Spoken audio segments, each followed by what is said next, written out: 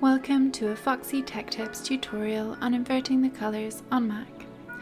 If you find this video helpful, please consider subscribing to my channel and liking the video. Start by clicking the Apple logo in the top left corner. Choose System Preferences from the menu that appears. In System Preferences, choose Accessibility.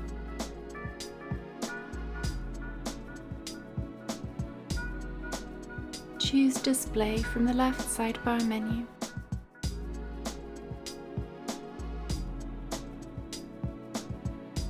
Click Invert Colors at the top of the display settings. Your Mac's colors will immediately invert.